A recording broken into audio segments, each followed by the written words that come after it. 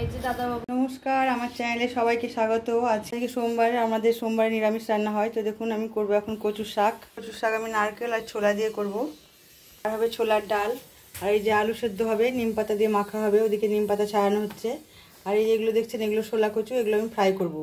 তো আমি আজকে সম্পূর্ণ রান্না দেখাতে পারবো না, কিন্তু শোলা কচু ফ্রাইটা পুরোই দেখাবো। আর আমি যেগুলো সব রান্নাগুলো করার পরে আমি আপনাদের আবার সবগুলো দেখাবো।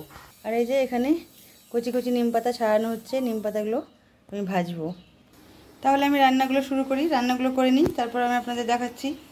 বন্ধুরা দেখুন কচুর শাক রেডি হয়ে গেছে, এবার অন্য রান্নাগুলো করে নেব। এই যে আমি এখন ভাত বসাচ্ছি, আর এই যে ভাতে আলু সেদ্ধ দিয়ে দিচ্ছি।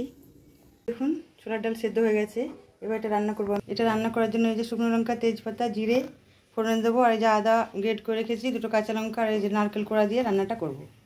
রান্নাটা করে নিই, দিয়ে আবার দেখাচ্ছি। বন্ধুরা মিষ্টি মিষ্টি করে ছোলার ডাল নারকেল দিয়ে রান্না করে নিলাম। ডাল হয়ে গেছে, এবার আমি ডালটা ঢেলে নেব। এবারে আমি শোলা কচুটা রান্না করব, তার জন্য আমি কড়াইয়ে জল গরম করতে দিয়ে দিয়েছি। এবার কচুগুলো আমি ঢেলে দিলাম।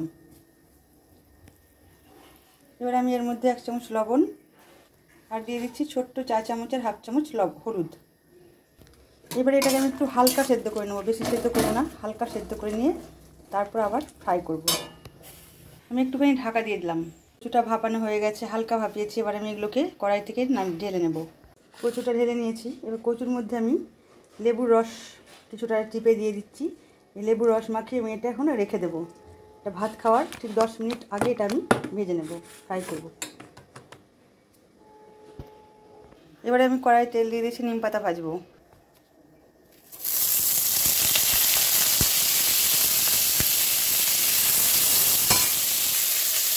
একটু লবণ দেবো।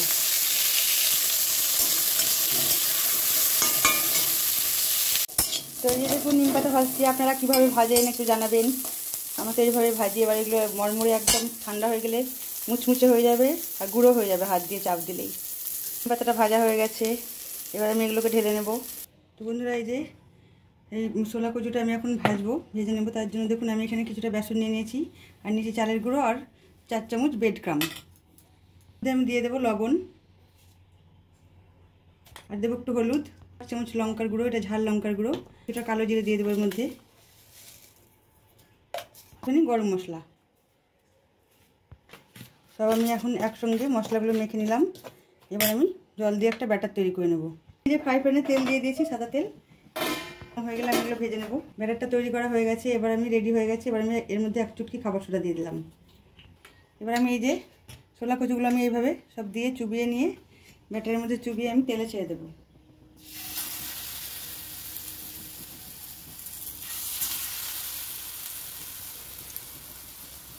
এগুলো তো আগে থেকে সেদ্ধ করে লেবুর রস মাখিয়ে রেখে দিয়েছি।